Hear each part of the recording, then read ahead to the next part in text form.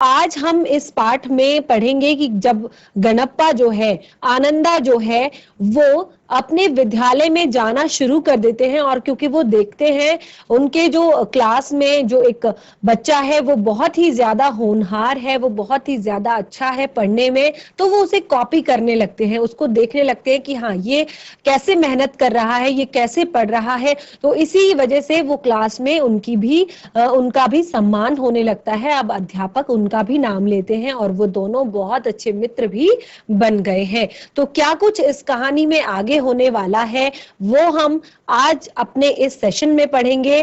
तो हम आज का सेशन शुरू करते हैं। सभी बच्चे बिल्कुल ध्यान से पढ़ेंगे, समझने का प्रयास करेंगे। हमने पढ़ा था कि जो गणप्पा था, यानी कि जो बच्चा है वो अब विद्यालय जाने लगा है और विद्यालय जाने के बाद क्योंकि वो पढ़ाई में काफी अच्छा हो गया है, वो बच्चों की जो कॉपियां हैं वो भी देखने लगा है। तो यहाँ पर गणप्पा को बहुत सारी चीजें अपनी क्लास में देखने को, सुनने को मिली और अंत में जब उसकी दोस्ती वसंत पाटिल जो लड़का था उससे हुई तो वहां पे से गणप्पा का क्लास के प्रति जो एक रुझान था वो बिल्कुल बदल गया था, क्योंकि अब वो विद्यालय जाते थे और विद्यालय में जिस तरह की कविताएं उनके जो मराठी हिंदी के जो अध्यापक थे वो उन्हें पढ़ाते थे, तो उन्हें वो अपनी ही लैंग्वेज में, अपनी भाषा में और अपने तरीके से वो गाया करते थे, अपने तरीके से वो उसे गुनगुनाया करते थे। और एक बहुत बड़ी बात कि पहले जब आनंदा खेतों में जाया करते थे और ढोर चराया करते थे, यानी कि अपने पशुओं को चराया करते थे, तो वो समय उन्हें बहुत ज्यादा बोरिंग लगता था। वो कहते थे कि मैं इस काम के लिए नहीं बना हूं, मुझे जीवन में कुछ अलग करना है, मुझे अपने जीवन में कुछ अच्छा करना है। तो इस कारण वो बहुत ज्यादा अकेलापन महसूस करते थे, बहुत ज्यादा वो। लेकिन आज क्योंकि ये सारे काम वो आज भी करते हैं, उनके पिताजी जो थे, उनके दादाजी जो थे, उन्होंने इसी शर्त पे उन्हें विद्यालय जाने को कहा था कि तुम घर के सारे काम करोगे, सुबह 5 बजे उठकर, यानी कि सूर्योदय के साथ ही तुम खेतों में पहुंच जाओगे, उसके बाद तुम खेतों में पानी लगाओगे, स्कूल से आने के बाद तुम ढोर चराओगे, यानी कि गायों को नहलाओगे, धुलाओगे, उन्हें खाना खिलाओगे, उन्हें चराने लेकर जाओगे। तो इन्हीं सब शर्तों के साथ उन्होंने अपना विद्यालय जाना स्वीकार किया था। तो आज क्योंकि आज भी वो सारे काम करते हैं, लेकिन उन्हें वो सारे काम अब अकेले करने में बहुत ही ज्यादा अच्छा लगता है। उन्हें लगता है कि ये अकेलापन जो अभी तक वो झेल रहे थे, अब वो काफी ज्यादा अच्छा है पहले की तुलना में, क्योंकि अब वो उन कविताओं को बहुत जोर जोर से अकेले में रिवाइज करते थे, यानी कि दोबारा दोबारा दोबारा पढ़ते थे, दोबारा गाते थे और अपने ही तरीके से बिल्कुल मस्त होकर उन कविताओं में खोकर वो अपनी ही धुन में नृत्य भी किया करते थे, यानी कि अपने तरीके से ही वो अपने हाव भाव प्रकट किया करते थे। तो अब उन्हें ये जो अकेलापन है ये बहुत अच्छा लगता था। देखिए, अब उन्होंने एक बात कही थी कि अभिनय के साथ वो जब गाते थे तो इस पर वो अपने चेहरे पर अलग अलग भाव प्रदर्शित करने के प्रयत्न करते थे कि हाँ, इस तरह की पंक्ति है तो मैं इसी तरह के भाव अपने चेहरे पर लेकर आऊं। और मास्टर जी को उनका जो प्रयत्न है, उनका जो काम करने का जो तरीका है वो बहुत अच्छा लगता था। और वो क्या करते थे कि कम से कम जो 6ठी 7वीं 8वीं, क्योंकि ये 5th क्लास के बच्चे हैं, और वो 6ठी 7वीं 8वीं क्लास के बच्चों के सामने खड़ा करके उन्हें बुलाते थे, उनसे कविता बुलवाते थे, गवाते थे। तो पाठशाला के इन समारोहों में जब उनसे कविता गवाई गई, उनसे कविता बुलवाई गई, तो इसके कारण उन्हें लगा कि उनके कुछ पंख निकल आए हैं, यानी कि उनका जो कॉन्फिडेंस लेवल था, कॉन्फिडेंस, आत्मविश्वास जो उनके अंदर था, वो आत्मविश्वास उनका और ज्यादा बढ़ गया था। यानी कि वो थोड़ा सा बहुत ज्यादा उनको इसमें एक उन्हें लगता था कि हाँ, मैं अब आगे कुछ कर सकता हूँ, अपने जीवन में आगे बढ़ सकता हूँ। अब मास्टर स्वयं कविता कराते थे अनेक मराठी कवियों के काव्य संग्रह उनके घर में थे और उन कवियों के चरित्र और उनके संस्मरण बताया करते थे। इसके कारण ही ये कवि लोग मुझे आदमी ही लगने लगे थे। तो क्योंकि पहले उन्हें लगता था कि जो ये कवि होते हैं, यानी कि जो कविताएं लिखते हैं, जो कविताएं बोलते हैं, जो कविताएं सुनाते हैं, शायद ये भगवान का स्वरूप होते हैं, शायद ये कुछ इनमें कुछ अलग ही शक्ति होती है, कुछ अनोखी शक्ति भगवान इन्हें देकर रखते हैं। लेकिन क्योंकि अब जो बच्चा है, बालक जो है, वो स्वयं कविताएं पढ़ने लगा है, अपने तरीके से उन्हें गाने लगा है, अपने हाव भाव प्रकट करने लगा है, तो अब उसे पता चल गया, क्योंकि मास्टर जी जो थे वो कविताएं करते थे, यानी कि खुद भी मास्टर जी कविताएं लिखते थे, कविताएं गाते थे, और बहुत सारी मराठी जो कवियों के काव्य संग्रह हैं वो उनके घर पर रखे हुए थे। और मास्टर जी अनेक बार कक्षा में बच्चों के साथ उन कवियों के चरित्र और उनके जीवन का जो अनुभव है, उनके जो संस्मरण है, वो बच्चों को क्लास में बताया करते थे। और इस कारण अब बच्चा जो है, गणप्पा जो है, उन्हें लगने लगा था कि कवि लोग भी आदमी ही होते हैं, यानी कि इंसान ही है। ये एक नॉर्मल इंसान है, जिस तरह की हम इंसान हैं वैसे ही ये भी इंसान है, यानी कि कविताएं कोई भी इंसान कर सकता है, कोई भी व्यक्ति कर सकता है। क्योंकि खुद सौंदेलकर मास्टर जो है वो कवि थे, इसीलिए यह विश्वास हुआ कि कवि भी अपने जैसा ही एक हाड़ मांस का और क्रोध लोभ का मनुष्य होता है। क्योंकि कवि के प्रति जो अपनी शिक्षा को भगवान का एक वरदान मानता हो, तो वो उस शिक्षा को पढ़ाने वाले व्यक्ति को क्या मानता है कि वो उसे भगवान का ही स्वरूप मानता है। वो शिक्षक को भगवान का स्वरूप मानते हैं। उन कवियों को जिन्होंने कविताएं लिखी हैं, जिन्होंने कविताएं गाई हैं, जिन्होंने कविताएं बनाई हैं, उन्हें वो भगवान का स्वरूप मानते हैं। लेकिन आज उन्हें पता चला कि कवि जो होते हैं वो भी हमारी तरह ही हाड़ मांस के और क्रोध और लोभ से भरे हुए मनुष्य होते हैं। तो अब उनके अंदर और ज्यादा कॉन्फिडेंस आ गया और ज्यादा आत्मविश्वास बढ़ गया कि मैं भी कविताएं कर सकता हूं। क्योंकि पहले उन्हें लगता था कि हम केवल पढ़ने और सुनने के लिए बने हुए हैं, लेकिन जब उन्हें ये पता चला कि कविताएं तो एक नॉर्मल आदमी ही लिखता है, एक नॉर्मल मनुष्य ही गाता है, तो मैं भी इस कविताओं को कर सकता हूं, यानी लिख सकता हूं और पढ़ सकता हूं। मास्टर के दरवाजे पर छाई हुई मालती की बेल पर मास्टर ने एक कविता लिखी थी। यह कविता और वह लता मैंने दोनों ही देखी थी। यानी कि जो मास्टर जी के घर के दरवाजे पर एक मालती की सुंदर बेल लगी हुई थी और उस बेल पर मास्टर जी ने एक प्यारी सी कविता लिखी थी। तो ये जो बच्चा है गणप्पा, वो कहता है कि मैंने वो बेल, यानी कि जिस पर मास्टर जी ने ये कविता बनाई थी, वो बेल और उस कविता को जो उन्होंने उस बेल के बारे में लिखा था, वो दोनों ही मैंने देखी थी। इसके कारण मुझे लगता था कि मैं अपने आसपास, अपने गांव में, अपने खेत में कितने ही ऐसे दृश्य जिन पर मैं कविता बना सकता हूं। और यह सब कुछ अनजाने में ही होता रहता है। देखिए, कवि जो होते हैं, आपने देखा होगा, इससे पहले हमने आपके बहुत सारे चैप्टर पढ़े हैं, बहुत सारे पाठ पढ़े हैं, और उन पाठों में आपने देखा होगा हमने जितनी भी कविताएं पढ़ी हैं, वो सारी कविताएं हमारे आसपास के क्षेत्रों से, हमारे वातावरण से, हमारी प्रकृति से ली गई हैं, जिसमें कवि जो है वो कभी प्रकृति को अपनी कविताओं का आधार बनाते हैं, कभी पक्षियों को अपनी कविताओं का आधार बनाते हैं, कभी पहाड़ों को, कभी नदियों को, कभी पेड़ों को, कभी फलों को, कभी फूलों को अपनी कविताओं का आधार बनाते हैं। जैसे कि हमने बहुत ही प्यारी जो एक कविता पढ़ी थी, अभी कुछ समय पहले आपने पढ़ी होगी। यहाँ पर आपकी क्लास, आप 9th क्लास से 8th क्लास से कविताएं पढ़ते आ रहे हैं, तो चंद्र गहना से लौटती बेर, इस तरह की एक कविता हमने पढ़ी अपनी क्लास में, क्लास 8th में। तो उसमें आपने देखा कि कवि अपनी एक यात्रा का वर्णन कर रहे हैं और उस यात्रा में वो देखते हैं कि किस तरह उन्हें जो पेड़ पौधे हैं वो बहुत सुंदर सुंदर, जो ऐसा लगता है कि वो नायक नायिकाओं की भूमिकाएं निभा रहे हैं, वो जो पेड़ पौधे हैं। और जो वो एक जो समाज, यहाँ आसपास का वातावरण जो है वो इस तरह का लग रहा है, वो जो दृश्य है कि वहां पर स्वयंवर चल रहा हो।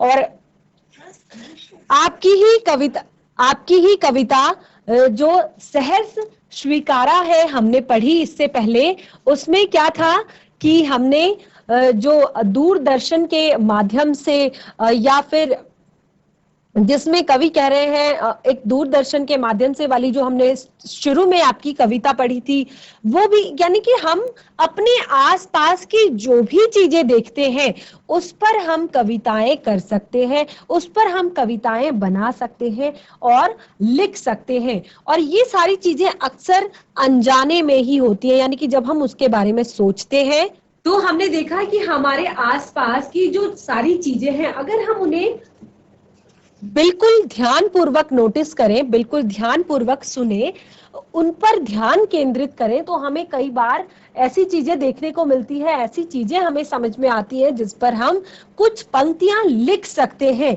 तो अगर हम उन पंक्तियों को काव्य की तरह लिखें या कविताओं के माध्यम से पढ़ें तो वो एक अच्छी सी कविता बन सकती है।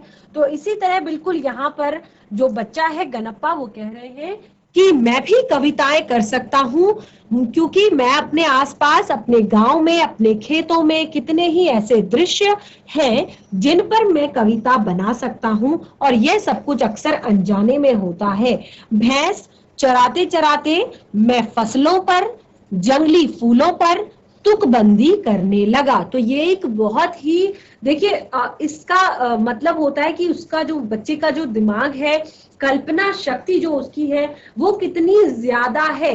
तो आप हमेशा अपने दिमाग को अगर खुला रखते हैं, आप अपनी नजरों को चारों तरफ अगर घुमा के रखते हैं, देखते हैं, तो आपको कई चीजें बहुत अच्छी और बहुत प्यारी मिल जाती हैं जिन पर आप इस तरह की कुछ तुकबंदियां कर सकते हैं, कुछ पंक्तियां लिख सकते हैं। और यहाँ पर बच्चा भी वही कह रहा है कि उन्हें जोर जोर से गुनगुनाता भी था और मास्टर को दिखाने भी लगा, यानी कि कविता लिखने के लिए खीसा में कागज और पेंसिल रखने लगा। कभी वह नहीं होते तो लकड़ी के छोटे टुकड़े से भैंस की पीठ पर रेखा खींचकर लिख दिया करता था। तो ये एक, देखिए कैसी चाह, कैसी इच्छा, कैसा उत्साह उस बच्चे के अंदर पढ़ाई का है। आप यहाँ पर चित्र में देख सकते हैं, वो कहता है कि अक्सर तो मैं अपने बैग में, अपने खीसे में पेंसिल और कागज हमेशा रखता था, लेकिन अगर कभी ऐसा नहीं हुआ तो मैं लकड़ी से भैंस की पीठ पर ही जो अपनी तुकबंदियां मैंने की है, जो मैंने अपने कुछ छंद लिखे हैं, कुछ कविताओं की कुछ पंक्तियां मैंने यहाँ पर जो लिखी है था, ताकि वो मुझे याद रहे। और वो कहते कि अक्सर मैं 1 से 2 बार जब मैं अपनी उन पंक्तियों को गुनगुना लेता था तो मुझे वो सारी पंक्तियां याद हो जाती थी। लिखता था और पत्थर की शिला पर कंकड़ से लिखा करता था, और कंठस्थ अगर हो जाती तो मैं उन्हें पोंछ देता था। किसी रविवार के दिन एक आध कविता बन जाती तो सोमवार के दिन मास्टर जी को दिखा लेता। बहुत बार तो सवेरा होने तक धीरज टूट जाता और मैं रात को ही मास्टर जी के घर जाकर कविता दिखाता था। वे उसे देखते और शाबाशी देते, और फिर कभी कभी तो कविता के शास्त्र पर पूरी महफिल हो जाती और बोलते बोलते मास्टर बताते कवि की भाषा कैसी होनी चाहिए, संस्कृत भाषा का उपयोग कविता के लिए किस तरह होता है, छंद की जाति को कैसे पहचाना जाना चाहिए, उसका लय क्रम देखें, अलंकारों में सूक्ष्म बातें कैसी होती है, अलंकारों का भी एक शास्त्र होता है, कवि को शुद्ध लेखन करना चाहिए क्योंकि जरूरी होता है, शुद्ध लेखन के नियम क्या है, आदि अनेक विषयों पर वे सहज बातें बताते थे। क्योंकि केवल और केवल कुछ पंक्तियां लिख लेना कवि बनना जैसा नहीं होता। अगर आपको कवि बनना है, अगर आप कविताएं लिख रहे हैं, तो खास तौर पर जो भी सारी बातें हमने यहाँ पर पढ़ी, जैसे कि सबसे पहले कवि को अपनी भाषा का ज्ञान होना चाहिए कि कैसी भाषा का प्रयोग वो कर रहे हैं। उसके बाद वो संस्कृत भाषा का प्रयोग अगर कविता के लिए कर रहे हैं तो वो किस तरह से कर रहे हैं, आप किस तरह के छंद का प्रयोग कर रहे हैं, कविता का लय क्रम कैसा है, और अलंकारों की बात, अलंकार उसमें किस तरह से आप प्रयोग कर रहे हैं, क्योंकि अलंकारों का भी एक शास्त्र होता है। आप अलंकारों को भी ऐसे ही कहीं पर नहीं लगा लेते हैं।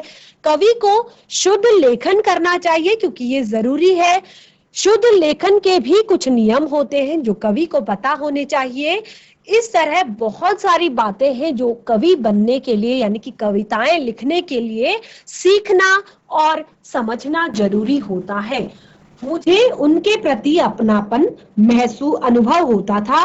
वे मुझे पुस्तक देते, अलग अलग प्रकार की कविता संग्रह देते, और उन्होंने कई नई तरह की कविताएं सुनाई। तो लगा मैं इस ढर्रे पर कविता बनाऊंगा, क्योंकि अब उन्होंने कई तरह की कविताएं जो है लेखक को बना कर दी, और कहा कि मैं भी इस तरीके से, ढर्रा यानी कि तरीका, मैं भी इसी तरीके से कविताएं बनाऊंगा। फिर तो सारा दिन उसी दिशा में मेरी कोशिश चलती। इन बातों से मैं सौंदेलकर मास्टर के बहुत नजदीक पहुंच गया, और जाने अनजाने में मेरी मराठी भाषा सुधरने लगी, क्योंकि जो सौंदेलकर जो मास्टर थे हिंदी के, वो मराठी भाषा के मास्टर थे, मराठी शिक्षक थे, और वो बहुत सारे मराठी काव्यों को बच्चों को सुनाया करते थे। उन कविताओं के जो कवि है उनके संस्मरण सुनाया करते थे, उनके जीवन के बारे में, उनका जीवन परिचय, उनके चरित्र के बारे में बच्चों को बताया करते थे। तो ये सारा जब ज्ञान गणप्पा को प्राप्त हुआ, ये सारी बातें जब गणप्पा को पता चली, तो अब उन्हें भी लगा कि मैं इसी तरीके से अपनी कविताएं बनाऊंगा, और अब इस पर उन्होंने अपना काम शुरू कर दिया। सारा दिन वो उसी दिशा में काम करते थे, कोशिश करते थे कि वो कुछ अलग तरीके की पंक्तियां लिखे, कुछ अलग तरीके का काम करे। और इन्हीं बातों से, यानी कि क्योंकि जो सौंदेलकर मास्टर जी थे, क्योंकि देखिए जो बच्चा अच्छा काम करता है, शिक्षक की शाबाशी उसको जरूर मिलती है। जैसे कि इससे पहले जो क्लास में बच्चा था जिसके बारे में गणप्पा ने बताया कि वो मास्टर जी का फेवरेट बच्चा हुआ करता था, तो क्योंकि अब गणप्पा जो है वो बहुत मेहनत अपनी पढ़ाई में करने लगे थे, और इसी कारण उनका जो मास्टर जी थे उनके साथ अच्छा उनका एक संबंध हो गया था। वो उन्हें अपनी पुस्तकें भी पढ़ने के लिए देते थे, अपनी किताबें देते थे, बहुत सारी नई नई कविताएं उन्हें सुनाया करते थे, और इसे जाने अनजाने में, यानी कि इसी तरीके से उनकी जो मराठी भाषा है वो सुधरने लगी, और लिखते समय अब वो बहुत ज्यादा सचेत रहने लगे, क्योंकि मास्टर जी ने बताया था कि एक कवि की जो काव्य शैली है वो किस तरह की होनी चाहिए, उसको लेखन के नियम भी आने चाहिए, उसको अलंकारों का शास्त्र भी आना चाहिए। तो इस तरह से ये सारी चीजें देखते हुए वो लिखते समय बहुत सचेत रहते थे। अलंकार, छंद, लय आदि को सूक्ष्मता के साथ देखते थे कि हाँ, इस पंक्ति में मैंने अलंकारों का सही उपयोग किया है या नहीं, यहाँ पर लय बन रही है या नहीं, छंदों का प्रयोग अच्छे से हुआ है या नहीं, और शब्दों का नशा अब इसी तरह धीरे धीरे चढ़ने लगा। यानी कि अब जब कविताएं अपने तरीके से बनने लगी, उसमें अपना एक नया प्रयोग होने लगा, तो धीरे धीरे उन पर शब्दों का नशा चढ़ने लगा, यानी कि एक के बाद एक नए शब्द उनके जहान में, उनके मन में आने लगे, और ऐसा लगने लगा कि अब मन में कोई मधुर बाजा बजता रहता है। यानी कि हर समय उन्हें ऐसा लगता कि मेरे मन में अब, यानी कि वो मन से प्रसन्न थे, आखिर उन्हें वो अपनी मंजिल मिल चुकी थी, अपना वो एक उद्देश्य जीवन का प्राप्त हो चुका था, जिसके लिए उन्होंने इतनी मेहनत अपने पिताजी से लड़कर अपने, देखिए ऐसा नहीं है कि वो बिल्कुल फ्री थे कविताएं लिखने के लिए। आप ये मत सोचिए कि हम अपने उस काम को, जो आपका फेवरेट काम है, आप केवल खाली समय में ही उस काम को करें।